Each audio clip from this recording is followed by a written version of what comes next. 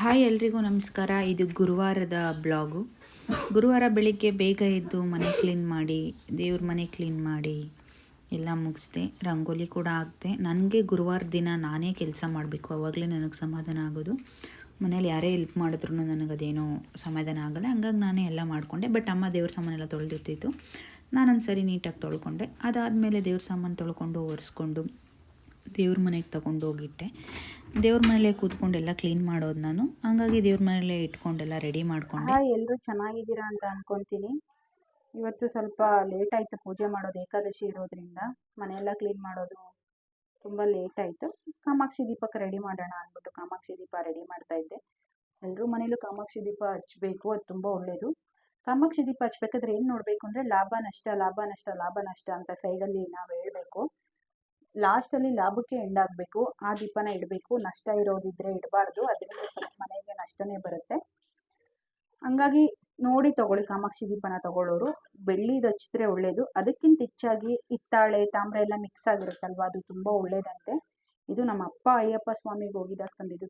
ಸುಮಾರು ಒಂದು 25 ವರ್ಷದ ಹಿಂದೆ ದೀಪ ಇದು. ನಮ್ಮ ಮನೇಲಿ ಈಗಲೂ ಹಚ್ತಾ ಇದ್ದೀನಿ.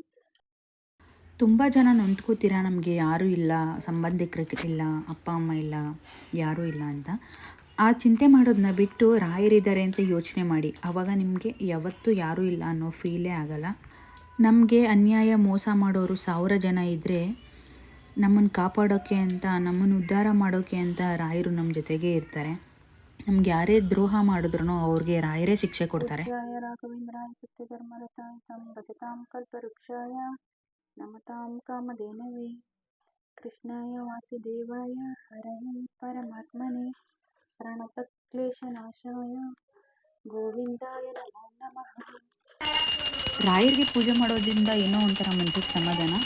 ಫೈನಲಿ ಮನೇಲಿ ರಾಯರ ಪೂಜೆ ಕೂಡ ಆಯಿತು. ಇವತ್ತು ಏಕಾದಶಿ ಇರೋದ್ರಿಂದ ಹೂ ಮುಡ್ಸೋಕೆ ಹೋಗಿಲ್ಲ, ಹೂ ಮುಡಿಸಲೂಬಾರ್ದು. ಹಾಗಾಗಿ ಹೂ ಕೂಡ ತಂದಿಲ್ಲ, ಇರೋ ಹೂಲೇ ಇವತ್ತು ಅಡ್ಜಸ್ಟ್ ಮಾಡಿ ಪೂಜೆ ಮಾಡಿದೆ. ಅದಾದಮೇಲೆ ಹೊಸ್ಲಿಗೆಲ್ಲ ಪೂಜೆ ಮಾಡಿ ರೆಡಿ ಆಗೋಣ. ಸೌಮ್ಯಕ್ಕ ಮನೆಗೆ ಹೋಗ್ಬಿಟ್ಟು ಮಠಕ್ಕೆ ಹೋಗೋದಿತ್ತು. ಸರಿ ಅಂದ್ಬಿಟ್ಟು ರೆಡಿ ಆದೆ. ಲೈಟಾಗೆ ಸಿಂಪಲ್ ಆಗಿ ಹಂಗೆ ರೆಡಿ ಆದೆ. ಹಂಗೆ ರೀಲ್ಸ್ ಮಾಡೋದು ಸ್ವಲ್ಪ ಇತ್ತು, ರೀಲ್ಸ್ ಮಾಡೋಣ ಅಂದ್ಬಿಟ್ಟು ನೀಟಾಗಿ ರೆಡಿಯಾಗಿ ಹೊರಟೆ. ನಾನು ರೆಡಿ ಆಗಬೇಕಾದ್ರೆ ಎಲ್ಲರೂ ರೇಗಿಸ್ತಾ ಇರ್ತಾರೆ, ರೆಡಿ ಆಗದೆ ಇವಳು ಆಚೆನೇ ಹೋಗಲ್ಲ ಅಂತ. ಈ ನಡುವೆ ಹುಷಾರಿಲ್ಲದೆ ಇರೋ ತಾವಿಂದ ರೆಡಿನೇ ಆಗ್ತಾ ಇರಲಿಲ್ಲ. ಫೇಸೆಲ್ಲ ಸ್ವಲ್ಪ ದಪ್ಪ ಕೂಡ ಆಗ್ಬಿಟ್ಟಿದೆ, ಡೈಲಿ ಮಲಗಿ. ಅಕ್ಕ ನಾನು ಇಬ್ಬರು ಗಾಡೀಲಿ ಹೋದ್ವಿ. ಹೋದ ತಕ್ಷಣ ರಾಘು ನಮ್ಮನ್ನು ವೆಲ್ಕಮ್ ಮಾಡ್ದ. ನೋಡಿದ್ರೆ ಅಕ್ಕ ಇನ್ನೂ ಏನೂ ರೆಡಿ ಮಾಡಿರಲಿಲ್ಲ. ಯಾಕೆ ಅಂದರೆ ಅಕ್ಕಂಗೆ ಸ್ವಲ್ಪ ಕೆಲಸ ಜಾಸ್ತಿ ಆಗಿಬಿಟ್ಟಿದೆ, ಅಮ್ಮನ ನೋಡ್ಕೋಬೇಕು. ಹಂಗಾಗಿ ಕೆಲಸ ಮಾಡೋದು ಸ್ವಲ್ಪ ಕಷ್ಟ ಅವ್ರಿಗೆ ಬೇರೆ ಹೆಲ್ತು ಸರಿ ಇರಲಿಲ್ಲ.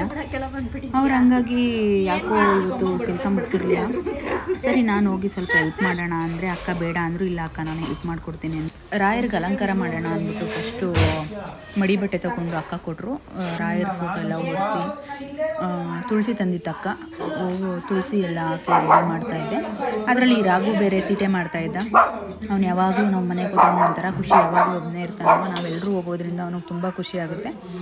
ಸರಿ ಅಂದ್ಬಿಟ್ಟು ತುಳಸಿ ಎಲ್ಲ ಕಟ್ ಮಾಡಿಕೊಂಡು ಎಲ್ಲದಕ್ಕೂ ಸ್ವಲ್ಪ ಹಾಕ್ಕೊಂಡು ಅಕ್ಕ ಎಲ್ಲದಕ್ಕೂ ಸ್ವಲ್ಪ ಹಾಕಿ ರೆಡಿ ಮಾಡಿದೆ. ನಿಜವಾಗ್ಲೂ ಇವತ್ತು ನನಗೆ ಖುಷಿ ಆಯಿತು. ಸೌಮ್ಯಕ್ಕ ಮನೇಲಿ ಅಲಂಕಾರ ಮಾಡೋ ಅದೃಷ್ಟ ಇವತ್ತು ನನಗೆ ಸಿಕ್ತಲ್ಲ ಅಂತ. ಅವ್ರ ಮನೇಲಿ ರಾಯರಿದ್ದಾರೆ ಅಂತ ನಾನು ಕೂಡ ನಂಬ್ತೀನಿ. ನೀವೇ ನೋಡಿದ್ರಲ್ವ ರಾಯರು ಯಾವ ಥರ ಹೋಗಿ ಕೊಟ್ಟರು ಅಂತ. ತುಂಬ ಖುಷಿ ಆಯಿತು.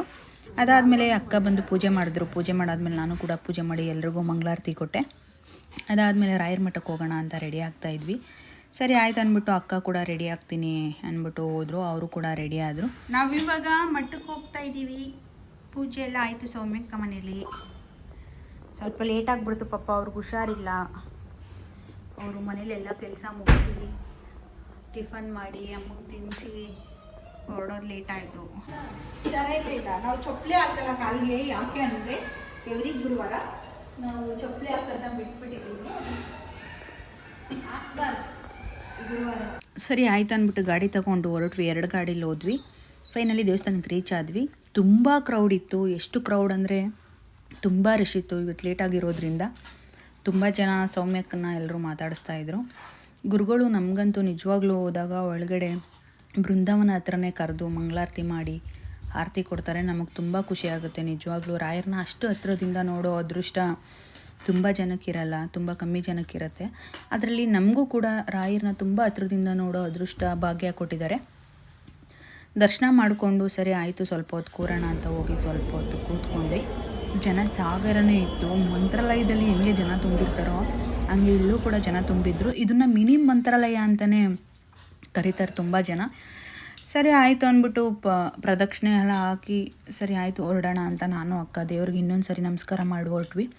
ಅಕ್ಕ ಅಂದರು ಇಲ್ಲಿ ರಾಘವೇಂದ್ರ ಕೆಫೆ ಇದೆ, ಅಲ್ಲಿ ಹೋಗಿ ಟಿಫನ್ ಮಾಡ್ಕೊಂಡು ಹೋಗೋಣ ಅಂತ. ಸರಿ ಅಂತ ಹೋದ್ವಿ. ಅಲ್ಲಿ ತುಂಬ ಚೆನ್ನಾಗಿತ್ತು ಟಿಫನ್ನು ಕಾಫಿ ಎಲ್ಲ ತಿಂದು ಮುಗಿಸಿ ಸರಿ ಹೊರಡೋಣ ಅಂತ ಹೊರಟ್ವಿ. ನಮ್ಮ ಇವತ್ತಿನ ಗುರುವಾರ ಹೀಗಿತ್ತು. ಯಾರಿಗೆಲ್ಲ ಇಷ್ಟ ಆಯಿತು ಲೈಕ್ ಮಾಡಿ, ಶೇರ್ ಮಾಡಿ, ಕಮೆಂಟ್ ಮಾಡಿ.